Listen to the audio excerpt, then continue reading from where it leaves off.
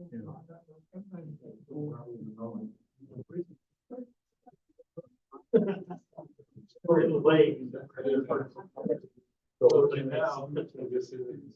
hi Chevra. Let's get started. We pray that our Torah study will bring merit to our chayalim and to the freeing of the hostages very, very soon. And because this topic of war has preoccupied so many of our thoughts throughout these last 122 days, this is again a recurring topic. I started again discussing it last week when we talked about the issue of a soldier who kills unintentionally through friendly fire. Is there a tshuva process? Is tshuva even necessary? So if you remember, one of the questions that was asked is, can a Kohen who has killed, and we didn't really distinguish between a Jew or a non-Jew, can that Kohen even Duchen? So what is the basis of that question? And what is what does one have to do with the other? So I'm hoping that we'll be able to discover a little bit of this aspect of halacha, which will help us get clarity. I mean, if you recall, the tshuva that we looked at last week was emphatic that there is no type of tshuva that is necessary for a soldier who kills, whether an enemy or, God forbid, someone on our side, Yeri Davtsadi, as it was called, through friendly fire, and that there's no reason why such a person, if he's a Kohen, should be disallowed from Duchening, because he hasn't done anything wrong. But it's not so pashut. And the fact of the matter is that we know that many times war is quite necessary. But despite the necessity of war, sometimes once a person's hands have become bloody, that precludes a person from being able to participate in certain types of things. The classic example is David HaMelech was told by Hashem that you're certainly righteous enough to build the Beis HaMikdash, but you're still precluded from doing it because there is so much blood from warfare on your hands. I need to have someone who represents absolute peace to build the temple. So the question is the kahuna of a similar vein? One of the things that I'd like to see, if we have time, is a tshuva from Rav Gedalia Felder Zatzal, who wrote a tshuva based on this whole issue, questioning whether it is appropriate or even allowable for a Kohen to be called for the draft. Is a Kohen allowed to serve in the army in the first place? Or maybe Kohanim occupy a completely separate class? Now, we know that that's not the case. We know that there are many, many Kohanim that serve in the IDF. But part and parcel of this question, as far as whether a Kohen who has killed can Duchen, is the general, even more overarching question, is a Kohen allowed to serve in the military? So hopefully we'll get to that in a little bit. So we'll see. We have to see. That's something that we have to look at. Okay. So first of all, we start with a pasuk from Yeshaya Perek Aleph. This is something that's the Haftorah for which Shabbos? Shabbat Chazon, right? Shabbos Chazon. So the Torah says, "Uvafarischem kapechem," that when you spread out your palms, Ali meinai mikem, I will hide my eyes from you, says Hashem. This is the Navi rebuking the people for their evil. Gam ki sarbu sefila eineni shomeya. Even when you increase prayer, I will not be listening. Why? Because yadechem damim mileu. Your hands are filled with blood. So the Gemara in Maseches Brachos learns from here as follows. Amar Rabbi Yochanan, Kol Kohen shahara ges hanefesh lo yitza es kapav. Any Kohen who has killed a soul, a human being, may not duchen. Shenemar yadechem damim maleu. As it says, your hands are filled with blood. And therefore Hashem says, Ali meinai mikem, I'm going to hide my eyes from you. Whereas that's not what I want you to do. I don't want you to lift up your hands if your hands are filled with blood. The Beis Yosef quotes the Rambam, and he says, because of Harambam, Sha'afilu Harag, and by the way, as we'll see, this is codified in Shulchan Aruch. Sha'afilu Harag es hanefesh bishgaga lo yisa es kapov, that even if a Kohen kills unintentionally, he does not duchen. The afal pi sha'asa tshuva, and even if he does tshuva. And remember, last week we discussed the whole question: does a Kohen have to do? A chayal, does he have to do tshuva for friendly fire? And the conclusion of the poskim was he does not. And we suggested that, perhaps the emphasis on the leniency of not even having to do tshuva is to not deteriorate the morale of our chayalim. We don't want them to hesitate. We don't want them to be in any way fearful of the fact that they may be doing something wrong. So there is clearly an emphasis on, you have to go ahead, do what needs to be done. Don't give it a second thought, and don't think about feelings of guilt, because that's the last thing that a chayal who's going to be effective and has to make split-second decisions, that's the last thing you should be thinking.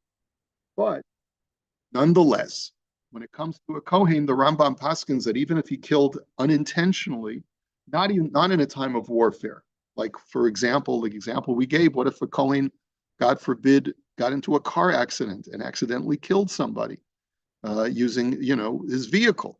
So even if he does tshuva, and even if it's not his fault because the guy was not dressed properly and he was jaywalking and whatever it was, and the Kohen is very penitent, nonetheless, according to the Rambam, he may not duchen. The Hagos Maimonis v'Hamordechai b'Perek HaKoreis HaMegillah Omed. Now, the Hagos Maimonis, which was written by the Maharami Rotenberg, and the Mordechai, Kasvu Sharavya Omer Dedafka b'Mifsam Laharog. They qualify that, and they say it's not just a Kohen who kills unintentionally. It's a Kohen who is famous for killing. That's the type of Kohen who may not duchen. Umuad lekach, and he's known, and he's like Bugsy Siegel HaKohen, right? And some other kind of Jewish person who was known, is famous for, Siegel, right? He was probably a Levi. Mistami was a Levi. You're right, Gerard. Thank you. Right? Were there any Cohens in the Jewish mafia back in the day? Not sure. Okay. So anyway, lekachu delo yises kappa. Only such a person may not duchen. V'chein kasav Rabbeinu Simcha delo iri ela ba'omed b'merdo. And that's only, again, he also says this. These are all balei atosfos, that it's only when he's a person who is ready to recommit murder again. V'raya midamrinan b'Yerushalmi perak hanizakin shematomar kohen ze megala arayis v'shoifech dam. He brings a very interesting raya from a Gemara in Yerushalmi. Yerushalmi says, Shema tomar kohen ze megala arayis v'shoifech dam v'hu mivarcheni. You may think, says the Yerushalmi, that a Kohen may say to himself, I'll do all forms of debauchery with women, and I'll go ahead and kill people. And you might think that that's okay for him to go ahead and bless me, to say the Birkas Kohanim. So Amar HaKadosh Baruch Hu v'chihu mevorachecha, ani mevorachecha, shenemar v'samu eshemi al b'nei Yisrael v'ani avorachem. So, in other words, if you know of a Kohen who has a bad reputation, and people say about him that he's, Leonard Cohen, right? He's not a sweet Jewish boy all the time. In other words, he has a very lives a very colorful life, and maybe he's not such a chaste individual, and maybe he's committed some violent acts. Okay. And so you might think to yourself, how can we allow this Kohen to duchen? So HaKadosh Baruch Hu responds to us and says, no, he's allowed to duchen. Why? Because he's only acting as a conduit for my blessing. So therefore, even if there's a reputation that this guy has that is not a very good reputation, he's still allowed to duchen. B'haramba muki the Yerushalmi, b'kohen she'eno medaktek mitzvahs, so So the Rambam explains that what that Gemara is talking about is a Kohen who is not so frum. And people say there's a rumor about him, but not that we have witnesses that he's committed murder or that he's committed acts of licentiousness. But they say that he's a wild kid. Kolomar miranin in achar of shu shofech damim. It's just a rumor. People talk about him. Aval biyadua shaharages hanefesh lo yisa es kapav. It's only if, so that's where the Yerushalmi says that he can still duchen. But if we know for a fact that he killed someone, only then, where it's quite well known that this Kohen has killed someone, only then he cannot duchen. So what do you see from that Yerushalmi? You see that a Kohen who has a bad reputation is still allowed to duchen. It's only that we know, it's famously known to the public that he's killed, only that person cannot duchen. So that's the counter argument to the Rambam, who says that any Kohen who was killed even unintentionally may not duchen. The Yerushalmi seems to say not that way. Then the Beis Yosef says, because of HaMordechai Beperek HaKorias HaMegillah Omeid, Sheheshiv Rabbeinu Shimshon ben Avram al Kohen Shemol Satinok Umeis, the Nosei Eskapav, that the Mordechai writes that if a Kohen is a moil and he accidentally ends up killing a child in the time of the bris milah, which is very, very uncommon. You can botch a bris, but it's not likely that you're going to end up killing the child unless the child has some kind of clotting problem like hemophilia, and you didn't know, or you accidentally traumatized the child and did something horrible with the knife or whatever, that if he accidentally kills a child when trying to circumcise the child, then he still is allowed to duchen, even though he ended up killing a human being. So why is that? Why is that not contradictory to the law that a Kohen shaharages hanefesh lo yisa es kapav? The lo dami lo Kohen shaharages hanefesh to beperek ein omdim dahasam mayri b'mezid k'dichsiv yedechem dami mileyu, because it's only when you do so intentionally. So again, we see another example of someone disagreeing, another Rishon disagreeing with the Rambam, because the Rambam says it makes no difference whether it was intentional or unintentional. And even if you're going to agree with the Rambam and say that if you kill b'shogeg, you're still liable and you're not allowed to duchen, shiny hacha di ichavein l'shem mitzvah. It's still not as bad when you kill a child in the course of doing a bris, because you were intending to do a mitzvah. Since you were in the process of doing a mitzvah, that's another exception that perhaps even the Rambam would live with, that you would still allow you to duchen. And furthermore, how do you know that the Kohen was the one who killed the child? Maybe the child died as a result of other external conditions after the bris. And maybe even if we know that the child died doing a post-mortem as a result of the moil's actions, maybe the child was not a viable life. And that would be another reason to exempt him and therefore to allow him to continue duchening.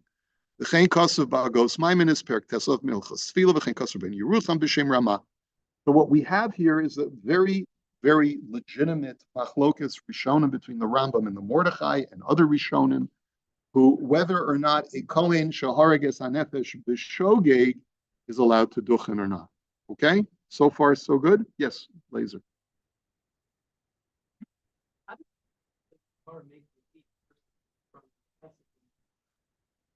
Number one is that it's restricted only to a Kohen, whereas Pasuk seems to be talking about all of the Israel.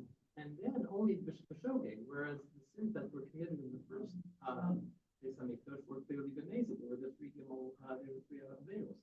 So I mean, I still don't understand even the beginning. And then after the Gemara already said that it's b'shogeg. Excellent question, Laser. Well, what do you mean the Gemara says that you could kill b'shogeg? I don't see the Gemara say that. Just as kol kohen shaharages hanefesh lo yisa es kapav. So your quest, the first question, though, I completely validate, which is, where do you see in the pasuk that it's referring to a kohen? It could be that it's just an asmachta, and maybe this is only a din d'Rabbanan. But it could also be that it's based on a principle that we'll see from the Pri Chadash in just a moment. Okay? Uveforischem kapechem could be referring to Kohanim. However, the only problem with that is that in biblical times, people would also spread their hands out in prayer. We know this because David HaMelech did it, and so many other. What? Well, they would spread out their hands, whether it's up to the sky. Some people used to spread out their hands up to heaven. Some people, so it's not muchrach that it's talking about Kohanim. So in any event, yes. Oh, interesting. Yeah. He's famous, Matityahu, for killing was it the Greek who was going to make a sacrifice in Modi'in? Yeah. Mm-hmm. So stop Duchening. So maybe we don't know whether Matisyahu duchened after that event or not. We have no historical record that I'm aware of, but it's a very good point. The Chashmonaim were warriors. Okay, so does that mean that they were disallowed from duchening? Now, the Shulchan Aruch paskins that, and also by the way, could you make an argument that there's a distinction between killing a Jew and killing a non-Jew? Could you make that argument? As we'll see, the poskim do not differentiate. So Shulchan Aruch paskins, and this is in your standard Orach Chaim Shulchan Aruch Siman Kuf Chav Ches, that Kohen Shaharages Hanefesh Afilu B'Shogeg Lo Yisus Kapav Afilu Asa Tshuva.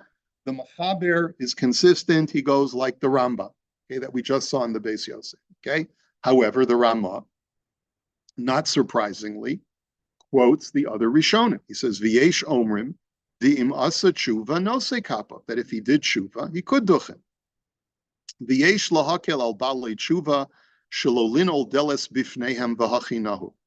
So the Rama is not prepared to say that any person who killed b'shogeg can duchen. He has to do tshuva. And that's the Rama's compromise, that as long as a person does tshuva, he can duchen. He doesn't seem to differentiate between shogeg and mezid, as long as a person does tshuva. And the truth is, says the Rama, we should make an accommodation for balei tshuva, because we want people to become closer to Yiddishkeit, and we want to therefore provide them with full privileges, even if they've lived a dishonorable life in the past. Which is almost like what we said last week, as far as, the chayalim. We don't want any chayal, to hesitate in any way when going into battle, so we have to make whatever accommodations we can. Now,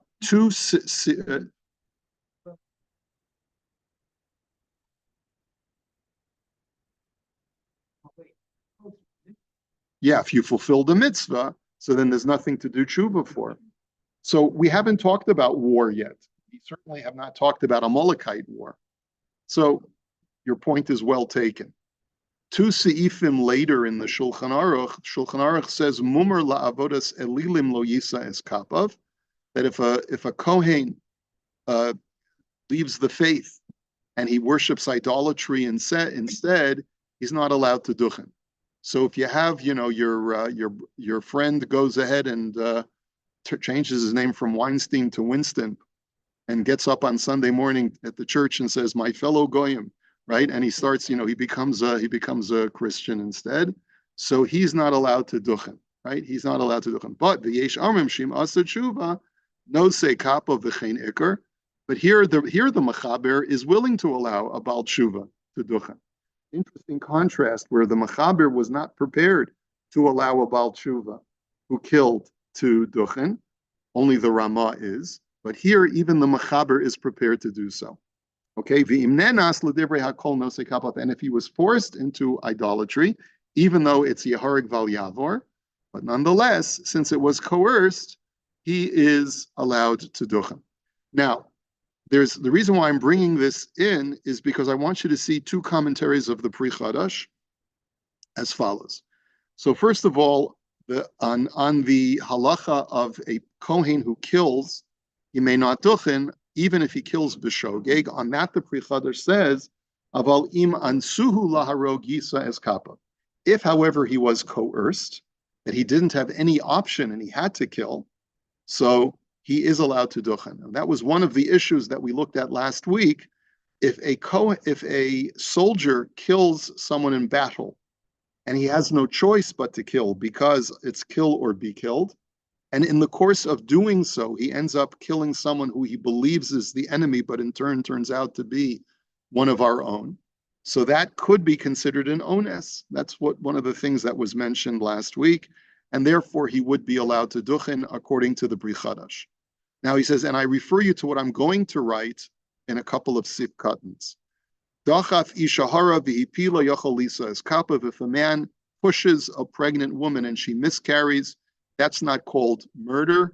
It's not called killing a viable human being, and therefore he's allowed to duchen. Now, the next Pri Chadash that we should see is on the sif about a Kohen who became an idolater. He's not allowed to duchen, but if he does tshuva, he's allowed to duchen. So the Pri Chadash says, Hachi naki tinan. He says, that's how we paskin. We paskin that if a Kohen was an idolater, then he does tshuva, he's allowed to duchen. But then he says, B'dafka b'mumar, right? Unlike the Ramah, I go like the Machaber. Only when a person was an idolater and he does tshuva will we allow him to duchen. Avol b'kohen shaharages hanefesh, filu asa tshuva lo yisa es kapav. But if a Kohen killed b'shogeg, then he's not allowed to duchen. Why? So this is a very important svara. Ve'ein kategor na'aseh sanegor. Because, and what does that principle mean? What is a kategor? A prosecutor can be made into a defendant. Now, my friends, what is my fellow Talmidei Chachamim, what is the classic case of ein kategor na'aseh sanegor? Where do we see this halacha? Shofar. We see that you're not allowed to use a cow's horn to blow the shofar because ein kategor na'aseh sanegor. Where else do we see it? Big day kahuna, Kohen Gadol on Yom Kippur may not go into the Holy of Holies wearing golden clothing because gold was the object that was used for the golden calf. Very good. Okay, so that's what the Pri Chadash says. These hands, which were used to kill, cannot be used to bless. You cannot use the same item that was used for something harmful and use it for something that is protective. Okay, that's the principle that the Pri Chadash says. So laser, using the Pri Chadash's svara, you would answer your first question, which is, what's wrong with a Kohen who killed b'shogeg duchen? The answer is in kategor nasa sanegor, regardless of his intentions, regardless of what a nice guy he is. Okay. And so the Pri Chadash says if you did it ba'ones, then taka, they're not your hands because you're not in charge. You're completely not in charge. So that would be an exception to in kategor nasa sanegor and the shogeg. Correct. Just on the mission when they're turning rockets into menorahs. How are they allowed to do that? That's an interesting point, Shlomi. They're turning rockets, Qassam rockets. You go to the Sderot Yeshiva on the rooftop, and they have a whole menorah that's made out of Qassam rockets. Yeah. Lots of jewelry. Right. So it could be that maybe what those things are a symbol of. Those are the enemy trying to kill us, and they couldn't, and so we use that and use it as our victory item. It's not reflective of our sin. The fact that there are rockets that we are able to salvage is reflective of the enemy's sin. So maybe that's the answer. Okay, the Mishnah Brura says something quite interesting. He sort of hedges his bets between the Mishnah Brura and the Shar HaTziyun. It says afilu b'shogeg. Here he's talking about a Kohen who killed unintentionally, b'shogeg, v'im ansuhu larog nosei kapav. If he was forced ba'ones to kill, then he is allowed to duchen. Ve'afal gav debiritzicha kaimelan deyahareg val yavor. And even though we paskin that it's a Yaharig Val Yavor. If someone tells you kill or be killed, you're supposed to subject yourself to death. Quoting the Maharnach, which is one of the early Achronim, he says that doesn't make you puzzle. Because many times we say, even though there's a mitzvah of Yaharig Val Yavor, if you fail to do Yaharig Val Yavor, you're still not considered to be a sinner. But look at what the Shar Tzion says, which is also written by the Chafetz Chaim or his family. He says, "Kain kasvu b'shem maharnach ve'ein biyadi la'ayin bo." I don't have the sefer to examine it carefully. B'tzarich iyun deminolan demindaminan zeh hamir. He says, how do you know? We know that if a Kohen is forced to worship idols, he is allowed to duchen. But how do you know that if a Kohen, like the Pri Chadash says, kills ba'ones, that he's allowed to duchen? Dilma midaminan la'avad avodah zara mamish, da'hashta mishum da'asa ma'isa v'achanami binyaneinu. He says maybe if a person actually did a ma'isa, which is unlike a person who's just a mumar, where he just pledges allegiance to an idolatry. But if he actually doesn't act like murder, maybe if he did it totally ba'ones, he would still be precluded from duchening. The Gambe Prima Gadim be'eshel Avram Sivkatan and Vav Mashma Shuhu Machmir Bazeh, and the Prima Gadim is Machmir as well. So it sounds like from the Shar Hatzion that there's room to be Machmir, that even if a Kohen kills ba'ones, let's say in times of war, that he wouldn't be allowed to duchen according to this more Machmir Shita. However, I want to put that to rest because the modern poskim all seem to conclude that a Kohen who kills in times of war is certainly allowed to duchen. Rav Moshe has a tshuva about this in the Igros Yoredeya Chelik Beis. He says this is source number 10. Uvadavar Kohen shenilkach latzava be'et hamilchama. A Kohen who is drafted into the army. Now, Rav Moshe is not necessarily talking about the Israeli army. He could be talking about the Russian army, or the Polish army.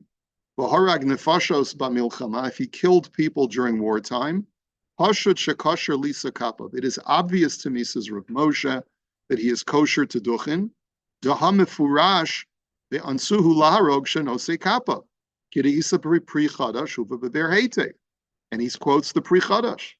So it's not choshesh for the Shar Hatzion that is quoting the Pri Megadim. He says the Pri Chadash says very clearly that if he's ba'ones, which is like when you're a soldier in battle, you have no choice.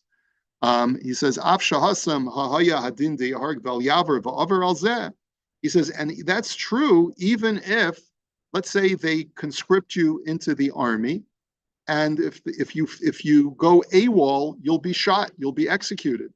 There could be situations, especially if you're called upon to kill Jews, let's say from the Russian side to the Polish side, who knows, there were times when there were, what was it, the French-Russian War, where there were French soldiers who were Jewish and there were Russian soldiers who were Jewish and there were Jews who were killing each other.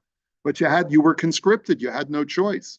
So the truth is, if you were to ask a Shaila, Rebbe, I'm going to be conscripted into the Russian army and I'm going to be forced to kill Jews on the other side. Am I allowed to? The Rebbe would paskin, no, you're not allowed to. It's Yaharik Bal Yavor. And if they tell you if you don't join the army, you're going to be shot, you should be shot. Well, what if a person didn't listen or didn't ask a shaila?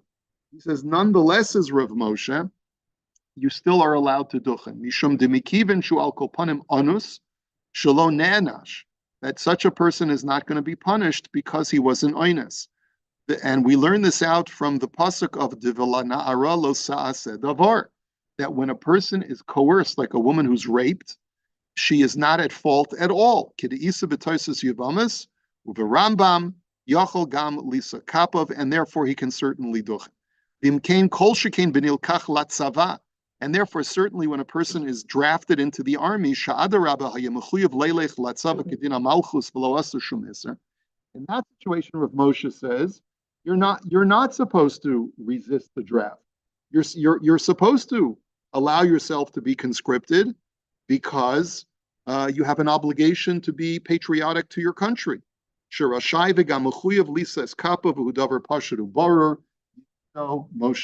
Feinstein. So if Moshe holds that you shouldn't even worry about the fact that you may end up killing Jews on the other side of the battlefield, if you live in Russia and the Russian government conscripts you, or in Poland, or in the US, maybe during the Vietnam War, I don't know when he was writing this, but it could probably was even earlier than that, maybe in the Korean War, then you absolutely have to go ahead. And if you end up killing people afterwards, you definitely can and must duchen. You're mechuyev to duchen. He says you still have the mitzvah of Nesias Chapan.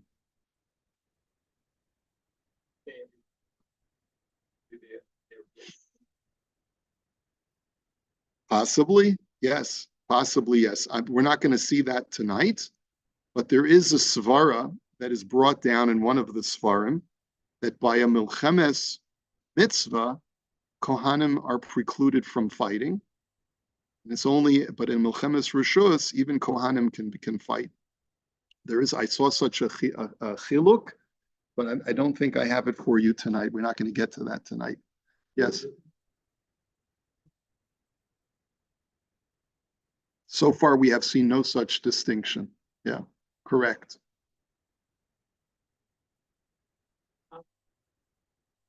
Words again. I don't read in the 7 that this is the shogeg. That seems to be the distinction, right? That 7 is. Otherwise, it seems like He's talking about. Number 7 is the halacha of a mumar, Kohen who is a mumar for avodah zarah. That Kohen, if he does tshuva, the Machaber says he's allowed to duchen. By contrast, a Kohen who kills, whether it was b'shogeg or b'mezid, even if he does tshuva, he's not allowed to duchen. That's what the Pri Chadash says.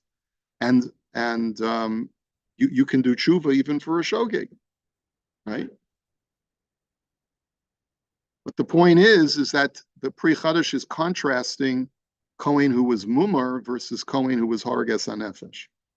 For the Kohen mumar, tshuva helps. For the Kohen shaharges hanefesh, tshuva doesn't help. That's the Pri Chadash shita because of ein kategor nasa sanegor. One second, I just want to make sure, Laser, did I answer your question? Okay.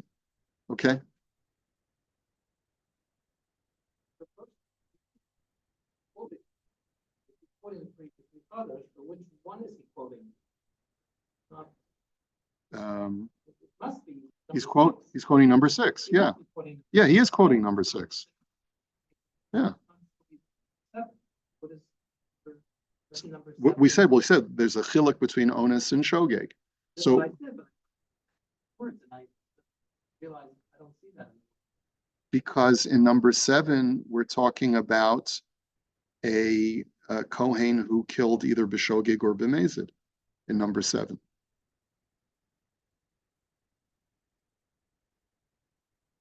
Zafilu was tshuva. The Pri Chadash is not discussing a case of onus in number 7.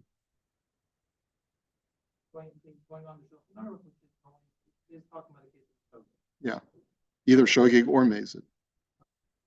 Okay. For sure. Yeah. To me, it sounds like it should be the opposite. You would think, right? But we have to wait till we get. Let's wait till we get to Rav Felder's tshuva, and I'll show you. Okay. Next, a tshuva from the Tzvi Tiferes, written by Rav Tzvi Her Shapira Mimunkach, who I believe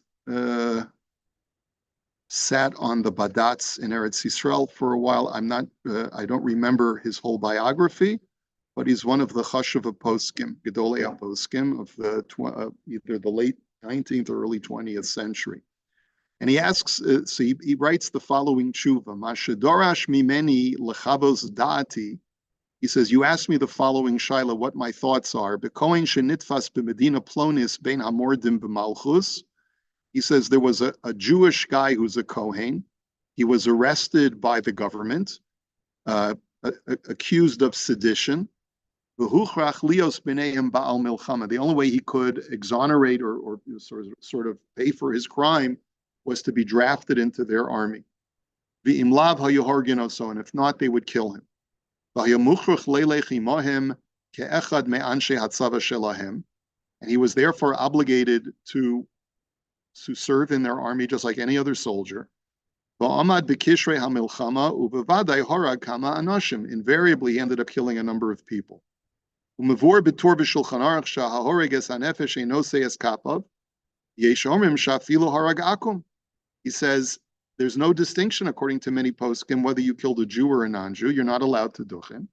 Imkain ein lecha ba'al milchama shahaya b'milchama v'lo yaharog kama anoshim hein Yehudim v'hein einam Yehudim. So invariably, when you're in the midst of battle, you're going to end up killing a lot of people, whether and some Jews, some non-Jews. The eich yisa is kapav kishabala besa. So when he returns home from the battlefield, how can he duchen? Ein emes shaharama hichuya kedasa yesh omrim demahani tshuva lazeh delogara mimumar. So the Ramah paskins that if he did it b'shogeg, he's allowed to duchen. Omnam hinei habe'er heitev hevi meha pri chadash. Cholik al harama. Kohen shaharages hanefesh afilu asachuva lo yisas kabav to ein kategor nases sanegor ayin sham. But using the argument of ein kategor nases sanegor, the Pri Chadash disagrees with the Ramah. So what is my psak? That's the question. And so Rav Shapira writes, he says, Hine harama siyem v'hachinog demahani tshuva. He says the Ramah paskins that our minhag is to allow a Kohen who killed to duchen if he did it b'shogeg. V'hagam da Pri Chadash cholek. And by the way, he's not relying on the argument of onus because of he was coerced, conscripted against his will. He's not relying on that. But he's saying that there's another svara, that we rely on the Ramah's psak, that even if you call that horeg b'shogeg, he's still allowed to duchen. Hinei Pri Chadash hu mehasfardim. He says because the Pri Chadash was a Sfardi and he didn't accept the psak of the Ramah. The darcho b'chol sifro kamipamim lachlok al harama va'anu b'nei Ashkenaz kol Yisrael yotzim b'yad Ramah b'makom shekasa v'hachinahu al kein b'vadai ein l'shanos haminhag. He uses a bit of a play on words. He says we Ashkenazim are yotzim b'yad Ramah. We leave with an upright arm, which is from Parshas B'Shalach, but Ramah Reish Mem Aleph, that whenever the Ramah says V'hachi Nahuk, we don't flinch from the Ramah's psak. So Ivra. So he says, but let me go a little bit deeper into this. Let's try and understand what the Pri Chadash is saying when he uses the argument of Ein Kategor Na'aseh Sanegor.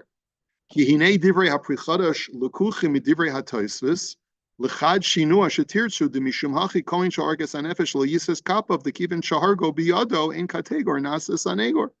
The Pri Chadash is merely quoting a Tosfos in Yavamas, who says that there's one opinion that says that the reason why a kohen is not allowed to duchen if he killed is because of ein kategor nases anegor. The Gemara there is talking about a kohen who killed, whether or not he's allowed to do the avoda. Okay. The Hikshu Hamaforshim, the Harei B'Shas Amrin the Dafka Bifnim Chayshin and Laha the Ein Kategor Nases Sanegor. The Meforshim argue that it's only when you're inside the Beis Hamikdash, you're in front of the Shechina, that we say the argument of Ein Kategor Nases Sanegor. V'lo mi bachutz, and not when you're outside the Beis Hamikdash. Ve'eich nachush bebirkas kohanim shehu mi bachutz la'Ein Kategor Nases Sanegor. Remember, Laser, if I'm not mistaken, I haven't looked at the Gemara in Rosh Hashanah in a while, but I believe the Gemara rejects that argument of using a keren shalpara because of ein kategor nases anegar, and it says shofar kol ma de kafuf tfei mali, right? Which is, I think, the language of the Gemara. It says that the more the shofar is curved and bent, representing a contrite heart, that's the real reason, because ein kategor nases anegar only works when you're inside the Beis Hamikdash, in front of the Shechina, not when you're outside the temple. Okay. Someone will have to look it up because I haven't looked up the Gemara in a while. But I seem to recall that that's the Shakla Vitaria over there. The Tirtzu, Dahadim Mechalkinan Bein Bifnim, Lachod Zadafka B'min Kategor. So how would you, so using that distinction, why would you disqualify a Kohen from Duchening because he killed, he's outside the temple? So what's wrong with using hands that kill to bless the people? We don't use the argument of ein kategor nasa sanegor outside the Beis Hamikdash. So what's the response?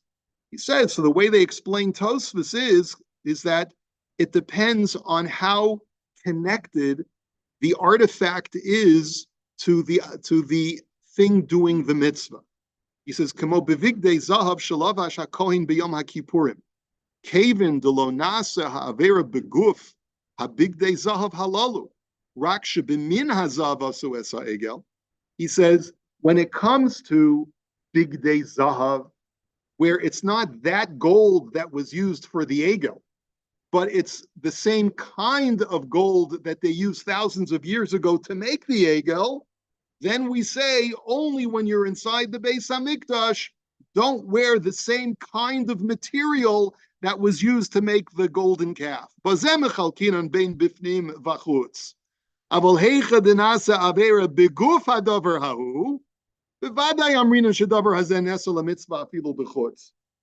if the object itself was used for an Avera, not just that it's the same material as a totally different thing that was used for the Avera, like gold, but if the object itself was used for an Avera, then we say, in kategor nase sanegor, even if you're outside the temple.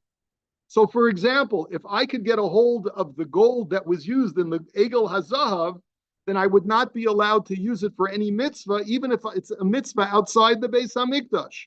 Umishum hachi bekohen shoharag biyadav es hanefesh dinasa ha'avera biyadav, and therefore, if a kohen kills with his hands another human being, even if he's outside the temple, nase ein katek shayach ein kat sorry, im yase achakach mitzvah b'hayadayim shayach ein kategor nase sanegor gami bachutz given shahargo biyado.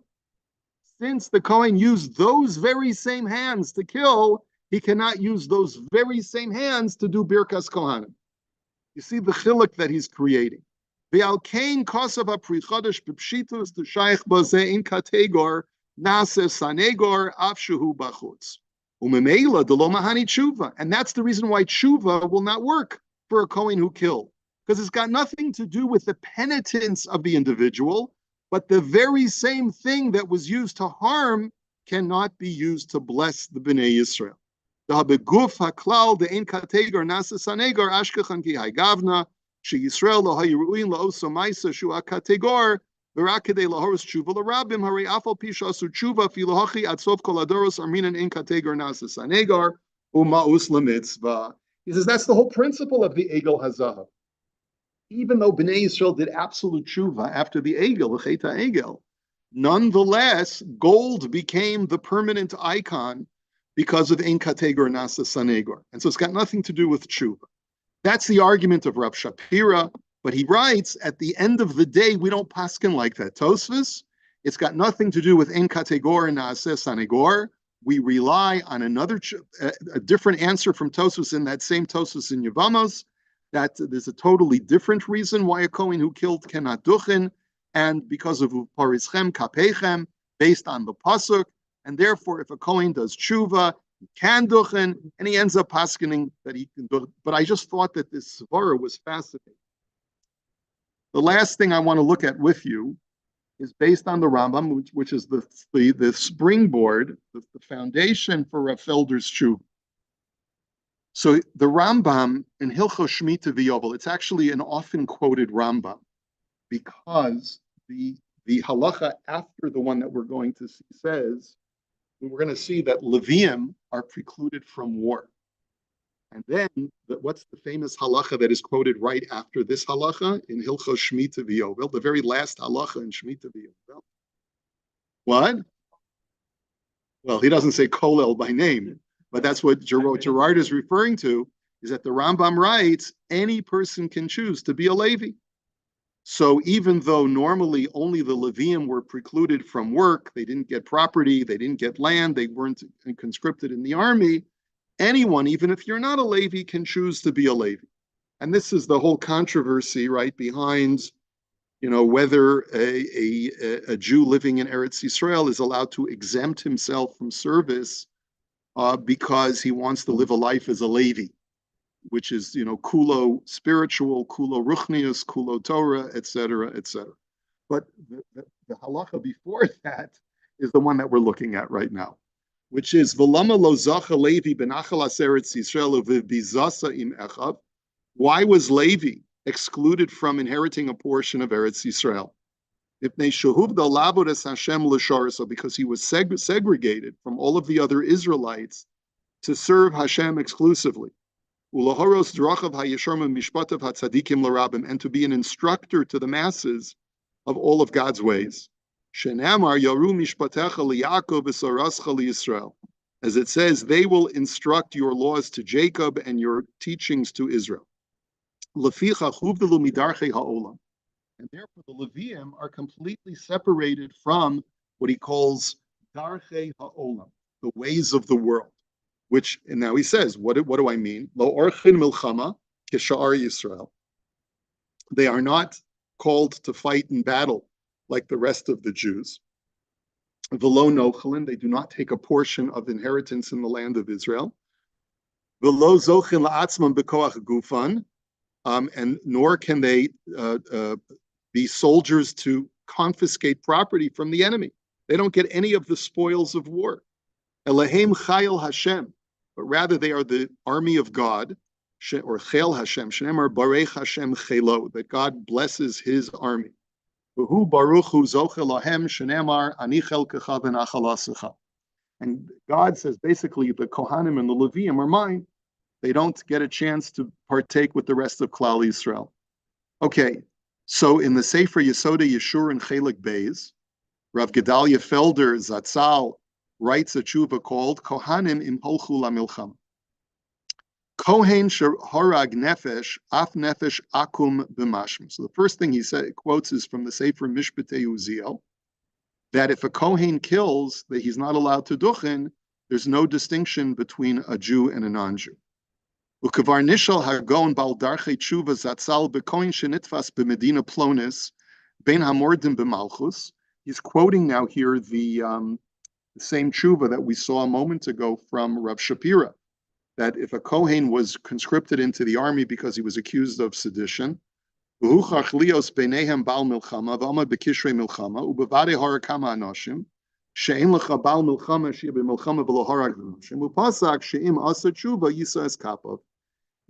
says, as long as he does tshuva, we paskin like the Ramah, and he's allowed to duchen.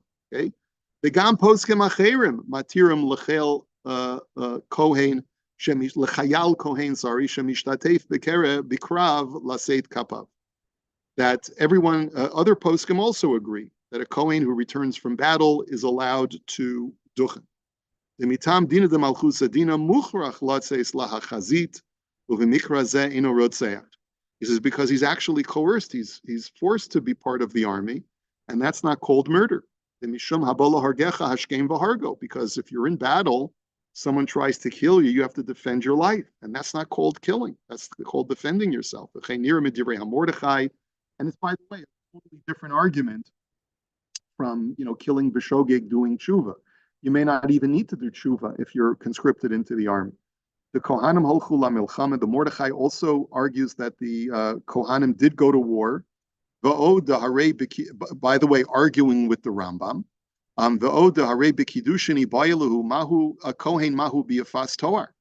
The Mordechai brings a great raya that Kohanim used to go to war, because the Gemara in Kiddushin asks, is a Kohen allowed to marry a Yafas Toar? So just keep this in mind for Parshas Kiseitse, Laser, for your daily halacha. The Gemara asks, so can a Kohen go to Milchama, right? What's the raya that a Kohen does go to Milchama? Because the Gemara in Kiddushin asks, can a Kohen marry a Yafas Toar, which is the woman that you're allowed to marry if you're out on the battlefield. A non-Jewish woman is it? So the question is, does that apply to Kohanim? Because Kohanim have added restrictions about who they're allowed to marry. Now, how could you even ask such a question if a Kohen never went to war?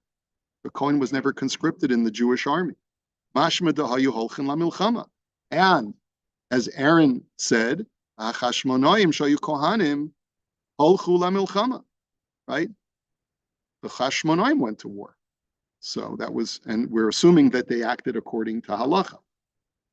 So b'milchemes ha'olam harishona, Pansa Memsheles Anglia El Harav HaKolel Dr. Yosef Hertz Zal.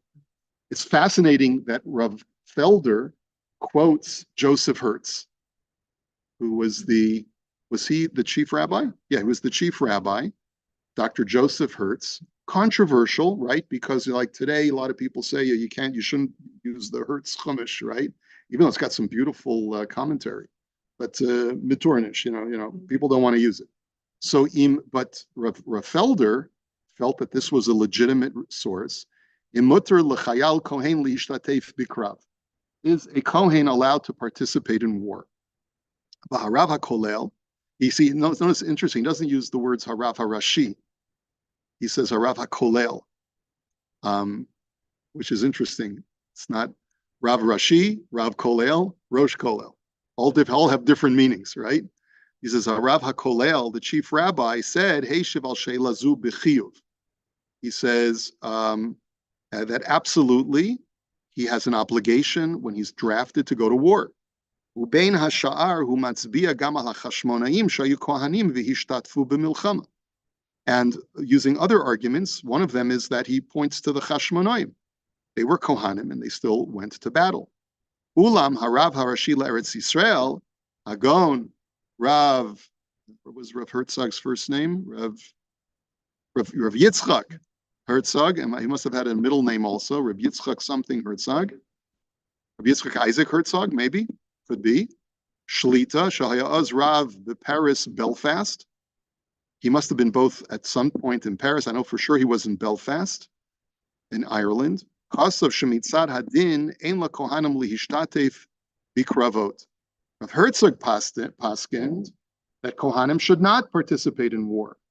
V'hochachto ha'yikarit midivrei harambam shekasav leficha chuvdal ze hashevet mikol darchei ha'olam lo orchin milchama kishar Yisrael v'lo nochalin v'lo zoichin la'asman b'koyach gufan v'chulei.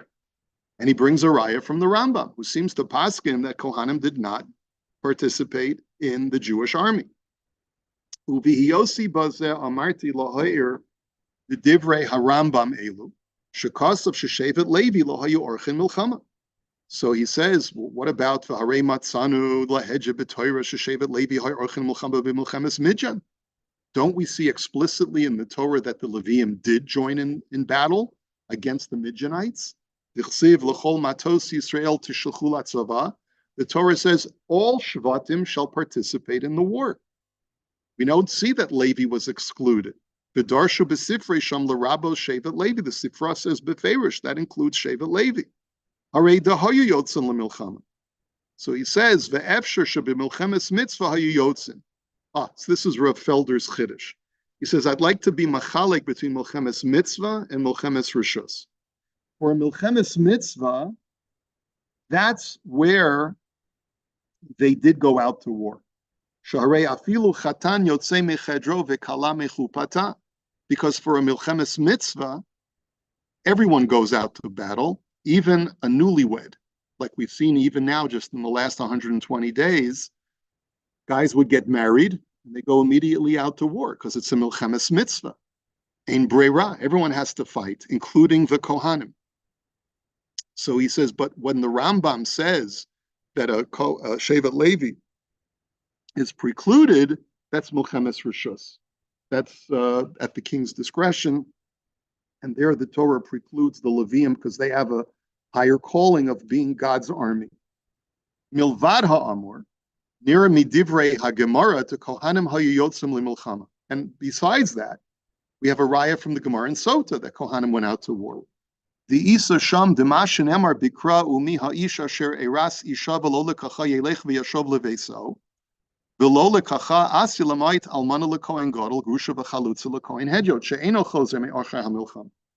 The Gemara in Sota says that when the Torah gives an exemption to a soldier, that you don't have to go into battle if you're a newlywed, that's only if you're involved in a legitimate legal marriage. But if you're a Kohen who's married a divorcee or a Kohen gadol who's married an almana, then you don't have such an exemption. Okay?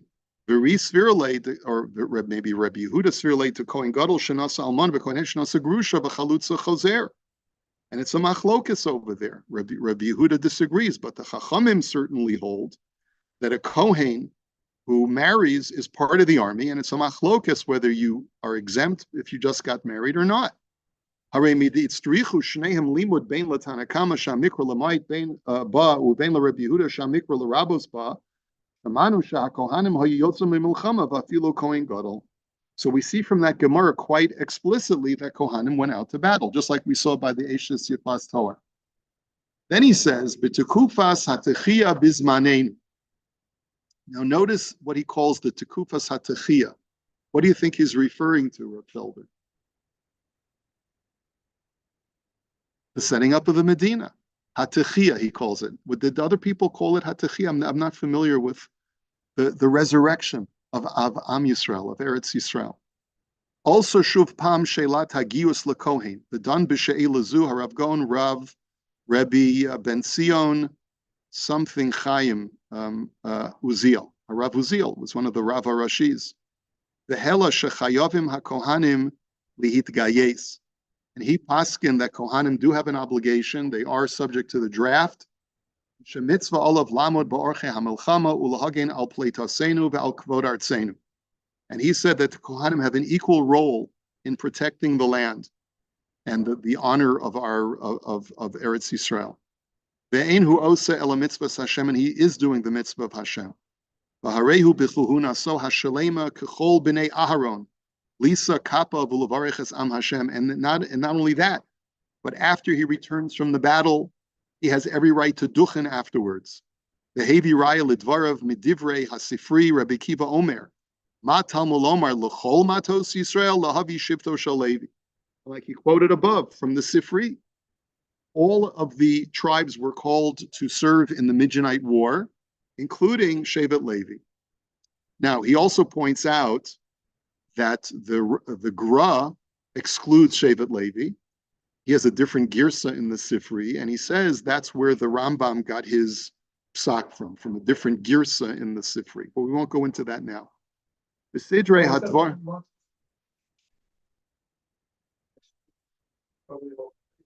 Maybe no, it could be that he's learning L'chol Matos is a miut instead of a riboy.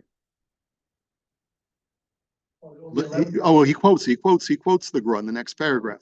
The Sidrei Hadvarim Litfus Ra'isi Bahagos Hagra L'Sifri Shehigia L'Chol Matosis L'Tishchul Atzva L'Hotzi Shivto Shalevi. Near the Girsas Harabim Haisa Kigirsas Hagra. And finally, he says Shuv Ra'isi begins Hasifri Hanisbach LePerish Rabbeinu Hillel Al Sifri. He says I also saw a commentary on the Sifri. Shehikshal Divrei HaRambam, Hani Kushios Denira de Kohanim Halchula Milchama. All of the rayas that Kohanim did go to war. So how can the Rambam exempt? The Dai Tolomar to Kohanim Peturim Michiv Milchama Sheish Al Hatzibur HaYisraeli. And his opinion was that Kohanim are exempt from the obligation of going to war that is incumbent upon the entire congregation. Masha'ein Kain Milchemes HaRishus Shalochem HaMelech Bichdei Laharchiv Gevula Yisrael Laharbos Bigdulaso V'Shamo. But a war that is not incumbent upon the whole kahal, but rather is at the discretion of the king to expand his borders and his reputation as a mighty king. The melech yachol lishloach b'chol gevul Yisrael b'lokeach min ha'am hagiborim va'anshei chayil. The king may, at his discretion, choose anyone who he wishes, who he feels is a capable warrior. Umitam zeh mechuyavim gam hakohanim. Just the opposite of what we saw before the other svara, which was for a milchemes mitzvah, everyone, including the Leviim and Kohanim, go. Was a milchemes rishus, they're exempt. This argument from this Rabbeinu Hillel on the Sifri says just the opposite. When it's a milchemes mitzvah, the Leviim are exempt. When it's a milchemes rishus, it's at the discretion of the king, so he can take whoever he wants.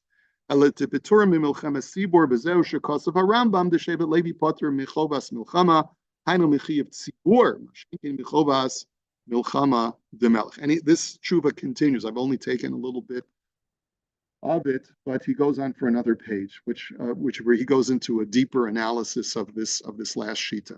So I just wanted to share that with you. So just to sum up, these are summary items. Number one, it seems that the consensus of the poskim, especially for Ashkenazim, that certainly a Kohen Duchen, even if he's killed unintentionally in the times of war, certainly the argument being that it's considered to be an oines, and that would be true whether he kills a non-Jew or a Jew. And so therefore, certainly for Ashkenazim, it's no problem. A Sephardi who wants to be machmer like the Pri Chadash would have to be somech on the other Pri Chadash who says that if a Kohen kills ba'oines, he's allowed to duchen. And therefore, you'd have to make the argument that warfare is considered to be an oines. He has no choice. There's no way for him to know who's the foe and who's the friend. And therefore, he's totally an oines, like we looked at last week. And then therefore, even a Sephardi who killed even another Jew would be allowed to duchen using that svara. Rav Moshe is clear that anyone who was conscripted in war, whether in the Israeli army or another army, is allowed to duchen. And the same thing was from Rav Shapira of Munkach, and the same seems to be the same from Rav Gedalia Felder as well, quoting the chief rabbi Rav Uziel at the very founding of the time of the founding of the state of Israel. So we'll hold it here for tonight. Questions, comments?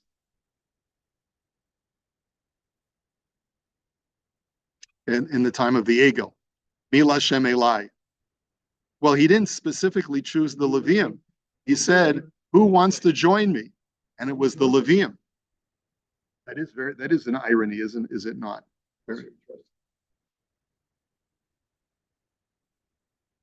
Isn't that also interesting? So Levi has this propensity for bloodshed, and yet he's now being excluded according to the Rambam. Interesting. Okay.